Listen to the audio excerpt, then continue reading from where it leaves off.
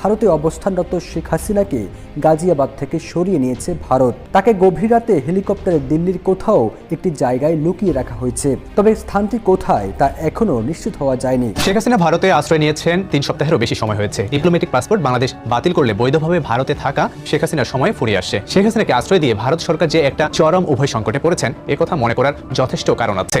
আর এই বিপদটা আসছে দুদিক থেকে। এক, স্বৈরাচার হাসিনার পতনের পর এবার 5ই মে শাপলা চত্বরে গণহত্যার রহস্য ফাঁস। এবার ফেঁসে যাচ্ছে মোদি হাসিনা সহ প্রশাসনের উচ্চপদস্থ কর্মকর্তা, আন্তর্জাতিক গণমাধ্যমের রিপোর্ট। সবশেষে দেখবেন যে অপরাধে ফাঁসি হবে প্রধানমন্ত্রী শেখ হাসিনার। ক্ষুব্ধ সেনা কর্মকর্তার জবানবন্দি থাকছে ভিডিও সহ। প্রিয় দর্শক, ইতিমধ্যে অবগত আছেন সাবেক প্রধানমন্ত্রী শেখ হাসিনা ভারতে গিয়ে আশ্রয় নিয়েছেন, কিন্তু তিনি লাল পাসপোর্ট বাতিল করে দেওয়ায় রীতিমতো ভারত থাকতে পারছে না এবং কি রাতের আধারে ভারত থেকে অন্যত্র ট্রান্সফার করে দিয়েছে সাবেক প্রধানমন্ত্রী শেখ হাসিনাকে। ভারত থেকে কিভাবে অন্য জায়গায় পাঠিয়ে দিয়েছে মোদি সেখানে উপস্থিত থেকে সেই হেলিকপ্টার দিয়ে, সেই বিষয়ে ভিডিওটি প্রকাশিত হয়েছে। বিস্তারিত আপনাদেরকে দেখাবো এবং প্রধানমন্ত্রীর যে বড় বিপদ নেমে এসেছে, তার লাল পাসপোর্ট, কূটনৈতিক পাসপোর্ট বাতিল করাতে কোনো দেশে সে যেতে পারছে না, সব দেশ থেকে নিষেধাজ্ঞা দিচ্ছে।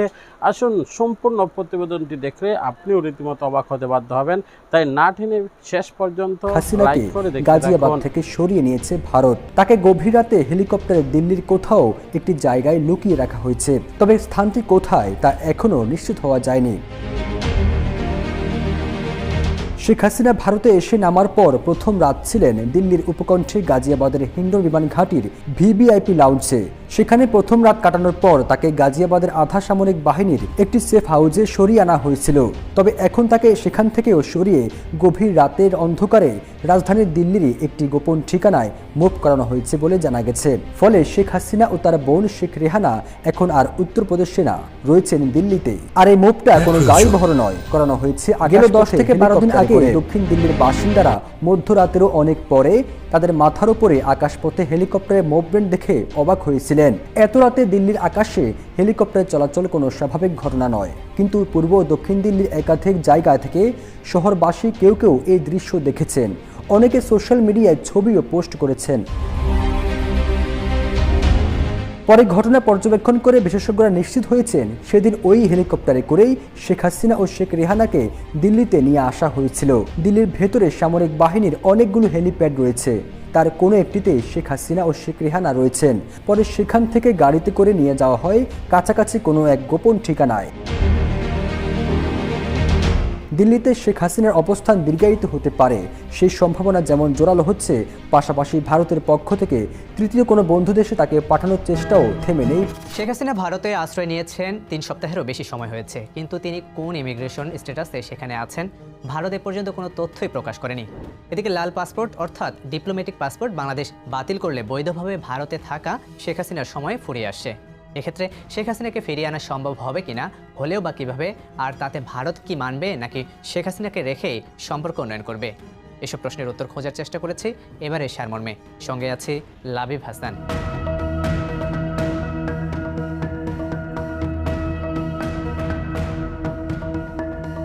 1975 সালেও শেখ মুজিবুর রহমানের হত্যাকাণ্ডের পর ভারতে পালিয়ে 6 বছর কাটিয়েছেন শেখ হাসিনা। এখনও তিনি দেশ ছেড়ে পালিয়ে গেছেন সে দেশে।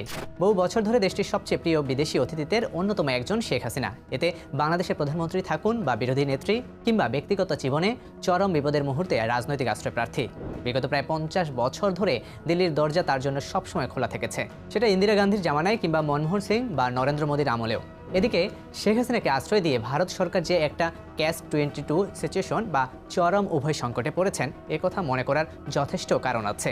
আর এই বিপদটা আসছে দুদিক থেকে। এক, ব্যক্তি শেখ হাসিনার ক্ষেত্রে দিল্লি কী পদক্ষেপ নেবে, আর 2, বাংলাদেশের ভেতরে যা ঘটছে সেটাকেই বা দিল্লি কিভাবে অ্যাড্রেস করবে। যেমন শেখ হাসিনাকে দীর্ঘকালীন রাজনৈতিক আশ্রয় দেওয়াটা ভারতের উচিত হবে কিনা তা নিয়েও দেশটিতে দুরকম মতামত শোনা যাচ্ছে। অনেকে যেমন এর পক্ষে যুক্তি দিচ্ছেন, আবার কেউ কেউ বিপক্ষেও মত দিচ্ছেন। আবার বাংলাদেশের ভেতরে এই মুহূর্তে যে ধরনের পরিস্থিতির খবর আসছে সেখানে দিল্লির কী করণীয় আছে তা নিয়েও পর্যবেক্ষক ও বিশ্লেষকদের মধ্যে স্পষ্ট দ্বিমত আছে। একদল মনে করেন বাংলাদেশে এখন যে ধরনের ভারত বিরোধিতার ঝড় দেখা যাচ্ছে তাতে ভারত অতি সক্রিয়তা দেখাতে গেলে পরিস্থিতি আরও বিগড়ে যাবে। সরকারিভাবে ভারত অবশ্য এখনও ওয়েট অ্যান্ড ওয়াচ অর্থাৎ পরিস্থিতির দিকে সতর্ক নজর রাখার কৌশল নিয়েই এগোচ্ছে। কিন্তু এই পাল্টাপাল্টি যুক্তিতর্কগুলো ভারতকে যে প্রবল দ্বিধাদ্বন্দ্বে ফেলেছে তাতে কোনো সংশয় নেই। ভারত ও বাংলাদেশের মধ্যে প্রত্যর্পণযোগ্য অপরাধের মামলায় অভিযুক্ত বা ফেরার আসামি ও বন্দীদের একে অপরের কাছে হস্তান্তরের জন্য একটি চুক্তি আছে সেই 2013 সাল থেকেই। দুই দেশের মধ্যে পলাতক ব্যক্তিদের প্রত্যর্পণ সহজ ও দ্রুত করতে 2016 সালে চুক্তি সংশোধনও করা হয়। ভারতের বেশ কয়েকজন পলাতক ব্যক্তি, বিশেষ করে উত্তর পূর্বাঞ্চলীয় রাজ্যের বিদ্রোহী গ্রুপগুলোর যেসব সদস্য বাংলাদেশে লুকিয়েছিলেন তাদের ফিরিয়ে আনতে এই চুক্তি করা হয়েছিল। একইভাবে বেশ কয়েকটি নিষিদ্ধ সংগঠন নিয়েও চ্যালেঞ্জের মধ্যে ছিল বাংলাদেশ সরকার। এই প্রত্যর্পণ চুক্তির বদৌলতে ইউনাইটেড লিবারেশন ফ্রন্ট অব আসামের নেতা অনুপ চেটিয়াকে 2015 সালে বাংলাদেশ থেকে ফিরিয়ে আনতে সক্ষম হয়েছিল ভারত। কিন্তু বর্তমানে ভারতে অবস্থানরত বাংলাদেশের সাবেক প্রধানমন্ত্রী শেখ হাসিনার বিরুদ্ধে নিজ দেশে একের পর এক মামলা হলেও এই চুক্তির আওতায় তাকে ফেরানো যাবে সেই সম্ভাবনা কার্যত নেই বলে মনে করছেন দিল্লির পর্যবেক্ষক ও বিশেষজ্ঞরা। বাংলাদেশ সরকারের কাছ থেকে সত্যি যদি এ ধরনের কোনো অনুরোধও আসে সেক্ষেত্রে ভারত সরকারের অবস্থান কি হবে সে বিষয়টি নিয়েও দিল্লি আপাতত মুখ খুলতে চাইছে না। পররাষ্ট্র মন্ত্রণালয়ের মুখপাত্র রণধীর জয়সওয়াল যেমন বলছেন, যদি প্রত্যর্পণের কথা বলেন তাহলে সেটা তো পুরোপুরি কাল্পনিক একটা প্রশ্ন। এরকম পরিস্থিতিতে কাল্পনিক কোনো প্রশ্নের জবাব দেওয়াটা আমাদের রেওয়াজ নয়। আপাতত নির্দিষ্ট জবাব এড়িয়ে গেলেও ঢাকার কাছ থেকে এ ধরনের অনুরোধ যে আগামী দিনে আসতে পারে সেই সম্ভাবনা কিন্তু দিল্লি নাকচ করছে না। তবে বাস্তবতা হলো ওই চুক্তির আওতায় যদি প্রত্যর্পণের অনুরোধ জানানো হয় তাহলে সেই অনুরোধ রক্ষা করার কাজটা যে সহজ হবে না সেটা ঢাকারও জানা। কারণ ওই চুক্তিতে এমন কতগুলো বিধান বা শর্ত আছে যার কোনোটাকে ব্যবহার করে ভারত এই অনুরোধ প্রত্যাখ্যান করতে পারে। নানা আইনি জটিলতা বা মারপ্যাচ দেখিয়েও সেই অনুরোধ ফেলে রাখতে পারে দিনের পর দিন। বাংলাদেশ এবং ভারতের মধ্যে 2013 সালে স্বাক্ষরিত প্রত্যর্পণ চুক্তিতে একটি গুরুত্বপূর্ণ ধারা আছে, আর সেটা হলো যার হস্তান্তরের জন্য অনুরোধ জানানো হচ্ছে তার বিরুদ্ধে অভিযোগটা যদি রাজনৈতিক প্রকৃতির হয় তাহলে সেই অনুরোধ খারিজ করা যাবে। তবে কোন কোন অপরাধের অভিযোগকে রাজনৈতিক বলা যাবে না সেই তালিকাও বেশ লম্বা। এর মধ্যে হত্যা, গুম, অনিচ্ছাকৃত হত্যা ঘটানো, বোমা বিস্ফোরণ ঘটানো ও সন্ত্রাসবাদের মতো নানা অপরাধ আছে। যেমন কারো জীবন বিপন্ন করার লক্ষ্যে কোনো বিস্ফোরক দ্রব্য বা অস্ত্র রাখা, গ্রেপ্তার এড়াতে বা বাধা দিতে আগ্নেয়াস্ত্রের ব্যবহার করা, জীবন বিপন্ন করতে সম্পদের ক্ষয়ক্ষতি, হত্যায় উস্কানি দেয়া এবং সন্ত্রাস সংশ্লিষ্ট অন্যান্য অপরাধ। এখন শেখ হাসিনার বিরুদ্ধে বাংলাদেশে যেসব মামলা রুজু হয়েছে তার মধ্যে হত্যা, গণহত্যা, গুম ও নির্যাতনেরও নানা অভিযোগ আছে। ফলে আপাতত দৃষ্টিতে এগুলোকে রাজনৈতিক বলে খারিজ করা কঠিন। তার উপর 2016 সালে যখন মূল চুক্তিটি সংশোধন করা হয় তখন এমন একটি ধারা যুক্ত করা হয়েছিল যা হস্তান্তরের প্রক্রিয়াকে বেশ সহজ করে তুলেছিল। সংশোধিত চুক্তির 10-3 ধারায় বলা হয়েছিল কোনো অভিযুক্তের হস্তান্তর যাওয়ার সময় অনুরোধকারী দেশকে সেসব অভিযোগের পক্ষে কোনো সাক্ষ্য প্রমাণ পেশ না করলেও চলবে, শুধু সংশ্লিষ্ট আদালতের গ্রেফতারি পরোয়ানা পেশ করলেই সেটিকে বৈধ অনুরোধ হিসেবে ধরা হবে। তার মানে দাঁড়াচ্ছে শেখ হাসিনার বিরুদ্ধে বাংলাদেশে যেসব মামলা দায়ের হয়েছে তার কোনোটিতে যদি আদালত ফেরার শেখ হাসিনার বিরুদ্ধে গ্রেপ্তারি পরোয়ানা জারির নির্দেশ দেয় তাহলে তার ভিত্তিতে বাংলাদেশ সরকার ভারতের কাছে তার হস্তান্তরের অনুরোধ জানাতে পারবে। কিন্তু এরপরেও চুক্তিতে এমন কিছু ধারা আছে যেগুলো প্রয়োগ করে অনুরোধ প্রাপক দেশ তা খারিজ করার অধিকার রাখে। যেমন অনুরোধ প্রাপক দেশেও যদি ওই ব্যক্তির বিরুদ্ধে কোনো প্রত্যর্পণযোগ্য অপরাধের মামলা চলে তাহলে সেটা দেখিয়ে অন্য দেশের অনুরোধ খারিজ করা যায়। শেখ হাসিনার ক্ষেত্রে অবশ্য এটা প্রযোজ্য নয়, কারণ ভারতে তার বিরুদ্ধে কোনো মামলা হচ্ছে না বা অচিরে হওয়ারও সম্ভাবনা নেই। দ্বিতীয় ধারাটি হলো যদি অনুরোধ প্রাপক দেশের মনে হয় অভিযোগগুলো শুধুমাত্র ন্যায় বিচারের স্বার্থে সরল বিশ্বাসে আনা হয়নি তাহলেও তাদের সেটি নাকচ করার ক্ষমতা থাকবে। অভিযোগগুলো যদি সামরিক অপরাধের হয় যা সাধারণ ফৌজদারি আইনের পরিধিতে পড়ে না তাহলেও একইভাবে অনুরোধ নাকচ করা যাবে। এখন ভারত যদি সত্যিই শেখ হাসিনার প্রত্যর্পণের কোনো অনুরোধ পায় তাহলে দ্বিতীয় ধারাটি প্রয়োগ করেই তা খারিজ করা যাবে বলে দিল্লিতে বিশ্লেষকরা মনে করছেন। যেমন ধরুন আদালতে তোলার সময় সাবেক শিক্ষামন্ত্রী দীপু মনিকে যেভাবে কিল ঘুষি মারা হলো, কিংবা তার আগে সাবেক শিল্প উপদেষ্টা সালমান এফ রহমান বা সাবেক আইনমন্ত্রী আনিসুল হককে আদালতে হেনস্থা হতে হলো, তাহলে বিচারের জন্য বাংলাদেশের হাতে তুলে দেওয়া হলে শেখ হাসিনারও যে একই পরিণতি হবে না এই নিশ্চয়তা কে দেবেন? এমন প্রশ্ন দিল্লির পর্যবেক্ষকদের। সোজা কথায় এরকম নানা ঘটনার দৃষ্টান্ত দিয়ে ভারত অনায়াসেই বলতে পারবে শেখ হাসিনা বাংলাদেশে সঠিক ও সুষ্ঠু বিচার পাবেন বলে তারা মনে করছে না এবং সে কারণেই তাকে হস্তান্তর করা সম্ভব নয়। তবে ভারতের একদল বিশ্লেষক মনে করেন যদি সত্যি শেষ পর্যন্ত শেখ হাসিনাকে হস্তান্তর করার জন্য ভারতের কাছে কোনো অনুরোধ আসে তাহলে সঙ্গে সঙ্গে সরাসরি তা নাকচ না করে দিল্লি দিনের পর দিন ঝুলিয়েও রেখে দিতে পারে। ভারতের সাবেক শীর্ষস্থানীয় কূটনীতিবিদ টিসিএ রাঘবন গণমাধ্যমে সোজাসুজি বলেছেন, শেখ হাসিনার পাশে এখন যদি আমরা না দাঁড়াই তাহলে বিশ্বের কোথাও আর কোনো বন্ধু দেশের নেতা ভারতকে বিশ্বাস করতে পারবে না। আর এই পাশে দাঁড়ানোরই একটা রাস্তা হতে পারে শেখ হাসিনাকে হস্তান্তরের অনুরোধ অনির্দিষ্টকালের জন্য অনিশ্চিত করে তোলা।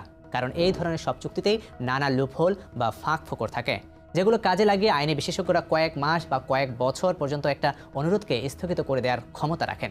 ঢাকায় ভারতের প্রাক্তন রাষ্ট্রদূত পিনাক রঞ্জন চক্রবর্তী আবার মনে করিয়ে দেন, মুম্বাইয়ে 26/11-এর জঙ্গি হামলার ঘটনায় অন্যতম অভিযুক্ত তাহাউর হোসেন রানা, যিনি একজন পাকিস্তানি বংশোদ্ভূত মার্কিন নাগরিক, তাকে হাতে পাওয়ার জন্য ভারত চেষ্টা চালাচ্ছে সেই 2008 সাল থেকে। যদিও ভারত ও আমেরিকার মধ্যে প্রত্যর্পণ চুক্তি আছে সেই 1997 সাল থেকে। অন্য বহু দেশেরও আগে আমেরিকার সঙ্গে ভারত এই চুক্তি করেছে, ফলে এতদিনে তাকে তো ভারতের হাতে পেয়ে যাওয়াই উচিত ছিল। শেখ হাসিনার ক্ষেত্রে ভারতও একই ধরনের পদ নেবে বলে বহু বিশ্লেষক নিশ্চিত। চুক্তির 7 নম্বর অনুচ্ছেদে বলা হয়েছে, কোনো দেশের প্রত্যর্পণের অনুরোধ অন্য দেশ প্রত্যাখ্যান করতে পারে যদি ওই ব্যক্তির প্রত্যর্পণ সংক্রান্ত অপরাধের বিচার তিনি যে দেশে আছেন সেখানে করার কোনো সুযোগ থাকে। তবে শেখ হাসিনার মামলার ক্ষেত্রে এটি প্রযোজ্য হবে না। তবে ভারত এমন পদক্ষেপ নিলে ঢাকার নতুন সরকারের সঙ্গে নয়াদিল্লির সম্পর্কে বিরূপ প্রভাব পড়তে পারে। এছাড়া ভৌগোলিক বাস্তবতাও রয়েছে। বাংলাদেশ হচ্ছে ভারত বেষ্টিত, দুই দেশের মধ্যে যথেষ্ট অবকাঠামোগত সংযুক্তি রয়েছে। এই সম্পর্কের গতি প্রকৃতি নিয়ে শেষ শব্দ লেখার মতো সময় এখনও আসেনি বলে মত বিশ্লেষকদের। শেখ হাসিনা কোনো বিশেষ ভিসায় নাকি রাজনৈতিক আশ্রয়ে আছেন এ ব্যাপারে আনুষ্ঠানিকভাবে ভারত সরকার আজ পর্যন্ত একটি শব্দও খরচ করেনি। গত 16 আগস্ট ভারতের পররাষ্ট্র মন্ত্রণালয়ের মুখপাত্র রণধীর জয়সওয়াল সংবাদ সম্মেলন করার সময় এক সাংবাদিক প্রশ্ন করেন, 45 দিনের মধ্যে যদি শেখ হাসিনার বর্তমান পাসপোর্ট বাতিল করা হয় তাহলে ভারতের কী করণীয় আছে? উত্তরে জয়সওয়াল বলেছিলেন, সেটাও বড় কোনো সমস্যা। প্রিয় দর্শক, সম্পূর্ণ ভিডিওটি দেখলেন। অবশ্যই ভিডিও সম্বন্ধে আপনাদের মূল্যবান মতামতটি কমেন্টস বক্সে জানাবেন। ইতিমধ্যে অবগত আছেন সাবেক প্রধানমন্ত্রী তিনি বিদেশে থেকেও তিনি কোনো কুলকেনার পাচ্ছেন না এবং কোনো দেশে যেতে পারছেন না। সাবেক প্রধানমন্ত্রী শেখ হাসিনা যেন এবং ভারতের কাটা হয়ে গিয়েছে, কারণ ভারত ইতিমধ্যে তাকে স্পষ্ট জানিয়ে দিয়েছে যে কোনো দেশে যাক তাকে সাহায্য করবে, কিন্তু ভারত থাকতে দেওয়া হবে না। কেননা ভারত যদি থাকে তাহলে এমনি ভারত এবং বাংলাদেশের সাথে সম্পর্ক ভালো চলছে না, তাহলে বাংলাদেশ এবং ভারতের মধ্যে আরও সম্পর্ক অবনতি হবে। তাই ভারতে থাকতে দিবে না প্রধানমন্ত্রী শেখ হাসিনাকে। এটাই ফাইনাল আলাপ সম্পূর্ণ হয়ে গিয়েছে। এই বিষয়গুলো আপনাদের মতামতটি অবশ্যই কমেন্ট সেকশনে জানিয়ে দেবেন। পরবর্তী ভিডিও পাওয়ার জন্য চ্যানেলটিকে সাবস্ক্রাইব করে পাশে থাকা বেল বাটনটি অন করে দেবেন। দেখা হচ্ছে পরবর্তী ভিডিওতে। ভালো থাকুন, সুস্থ থাকুন।